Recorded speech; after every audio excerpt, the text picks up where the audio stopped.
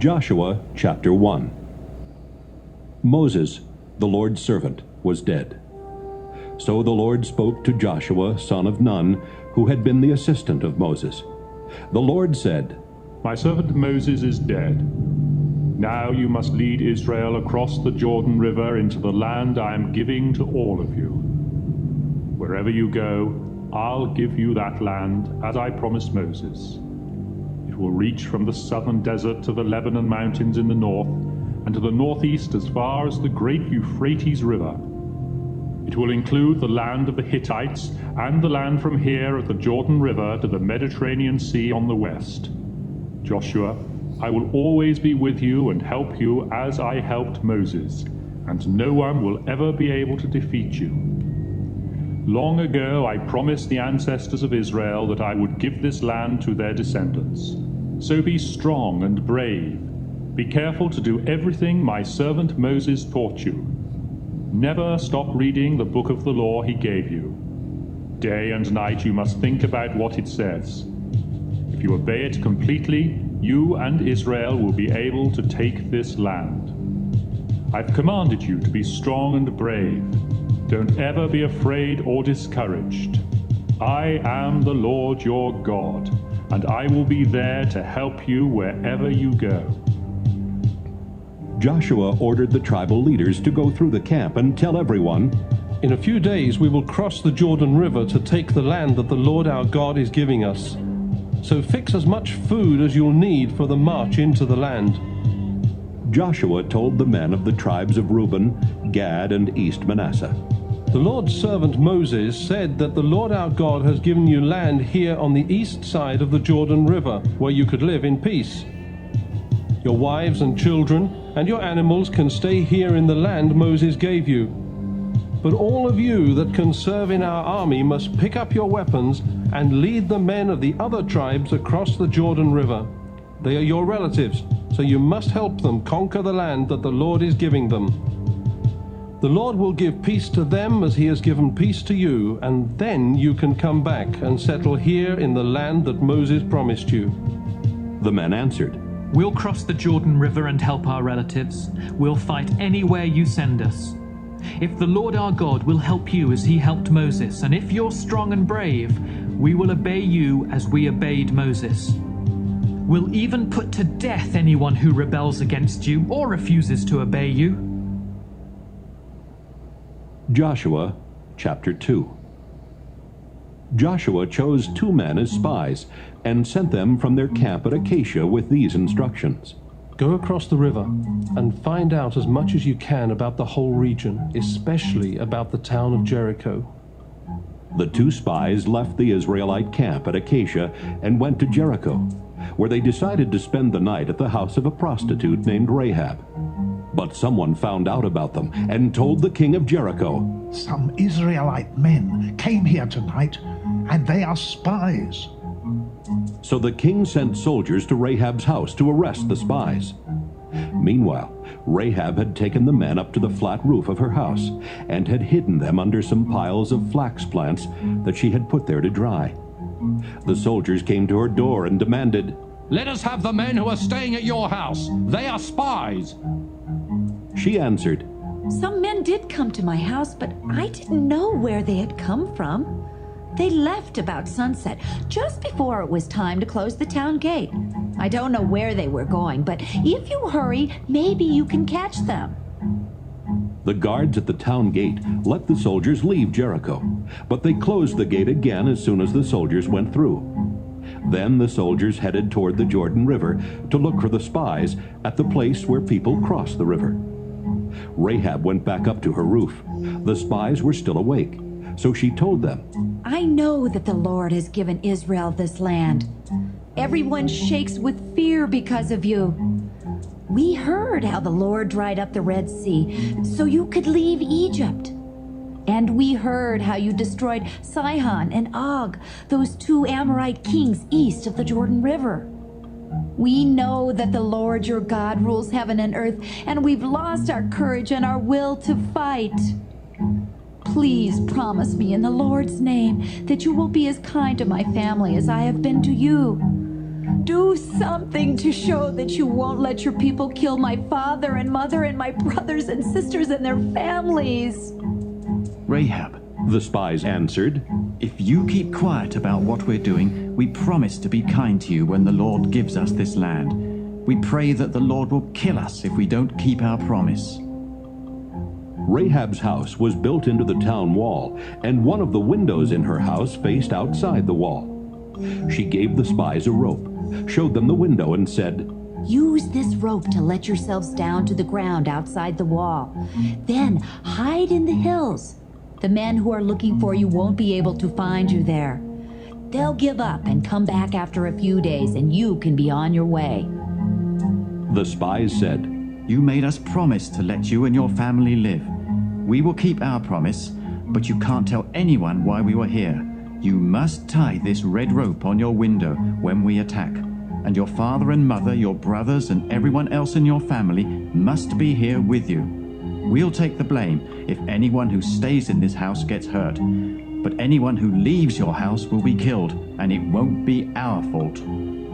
I'll do exactly what you said. Rahab promised. Then she sent them on their way and tied the red rope to the window. The spies hid in the hills for 3 days, while the king's soldiers looked for them along the roads. As soon as the soldiers gave up and returned to Jericho, the 2 spies went down into the Jordan Valley and crossed the river. They reported to Joshua and told him everything that had happened. We're sure the Lord has given us the whole country, They said. The people there shake with fear every time they think of us. Joshua chapter 3. Early the next morning, Joshua and the Israelites packed up and left Acacia. They went to the Jordan River and camped there that night. 2 days later, their leaders went through the camp shouting, When you see some of the priests carrying the sacred chest, you'll know it is time to cross to the other side. You've never been there before, and you won't know the way unless you follow the chest. But don't get too close. Stay about half a mile back. Joshua told the people, Make yourselves acceptable to worship the Lord, because he is going to do some amazing things for us. Then Joshua turned to the priests and said, Take the chest and cross the Jordan River ahead of us. So the priests picked up the chest by its carrying poles and went on ahead. The Lord told Joshua, Beginning today, I will show the people that you are their leader, and they will know that I am helping you as I helped Moses. Now, tell the priests who are carrying the chest to go a little way into the river and stand there. Joshua spoke to the people. Come here and listen to what the Lord our God said he will do. The Canaanites, the Hittites, the Hivites, the Perizzites, the Girgashites, the Amorites, and the Jebusites control the land on the other side of the river. But the living God will be with you and will force them out of the land when you attack. And now God is going to prove that he's powerful enough to force them out.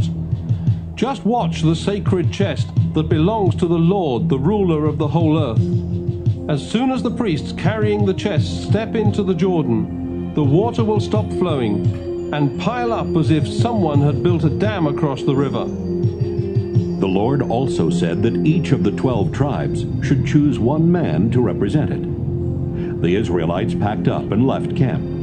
The priests carrying the chest walked in front until they came to the Jordan River. The water in the river had risen over its banks, as it often does in springtime. But as soon as the feet of the priests touched the water, the river stopped flowing, and the water started piling up at the town of Adam near Zarethan.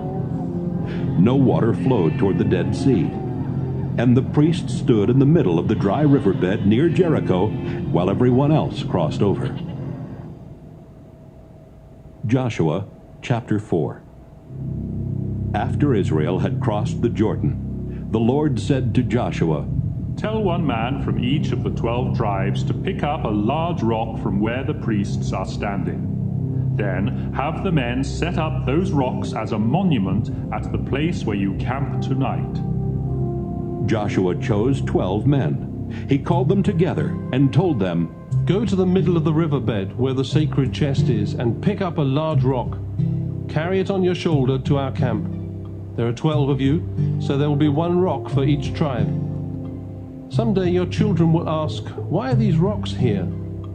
Then you can tell them how the water stopped flowing when the chest was being carried across the river.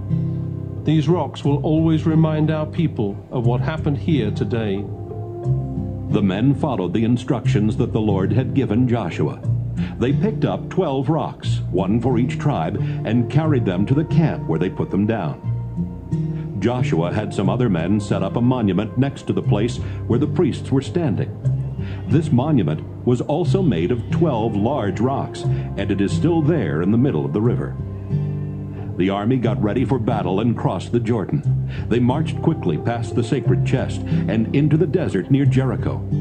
40,000 soldiers from the tribes of Reuben, Gad, and East Manasseh led the way, as Moses had ordered. The priests stayed right where they were until the army had followed the orders that the Lord had given Moses and Joshua. Then the army watched as the priests carried the chest the rest of the way across. Joshua, The Lord said, have the priests come up from the Jordan and bring the chest with them. So Joshua went over to the priests and told them what the Lord had said. And as soon as the priests carried the chest past the highest place that the floodwaters of the Jordan had reached, the river flooded its banks again. That's how the Lord showed the Israelites that Joshua was their leader. For the rest of Joshua's life, they respected him as they had respected Moses. It was the 10th day of the first month of the year when Israel crossed the Jordan River. They set up camp at Gilgal, which was east of the land controlled by Jericho. The men who had carried the 12 rocks from the Jordan brought them to Joshua, and they made them into a monument. Then Joshua told the people, Years from now, your children will ask you why these rocks are here. Tell them, the Lord our God dried up the Jordan River so we could walk across. He did the same thing here for us that he did for our people at the Red Sea, because he wants everyone on earth to know how powerful he is, and he wants us to worship only him. Joshua chapter 5. The Amorite kings west of the Jordan River and the Canaanite kings along the Mediterranean Sea lost their courage and their will to fight when they heard how the Lord had dried up the Jordan River to let Israel go across. While Israel was camped at Gilgal, the Lord said, Joshua, make some flint knives and circumcise the rest of the Israelite men and boys. Joshua made the knives, then circumcised those men and boys at Haaraloth Hill.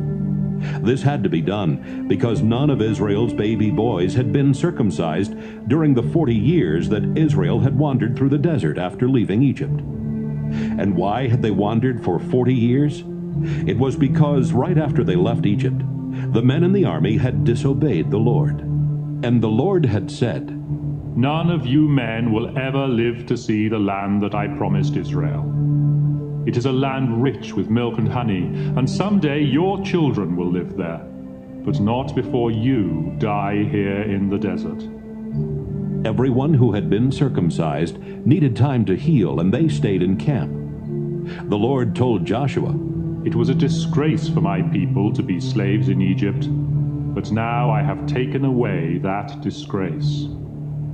So the Israelites named the place Gilgal, and it still has that name.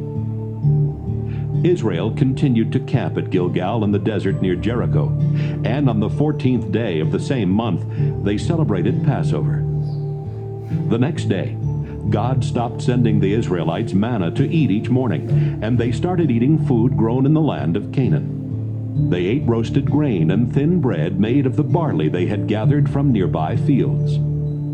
One day, Joshua was near Jericho when he saw a man standing some distance in front of him. The man was holding a sword, so Joshua walked up to him and asked, Are you on our side or on our enemy's side? Neither, he answered. I am here because I am the commander of the Lord's army. Joshua fell to his knees and bowed down to the ground. I am your servant, he said.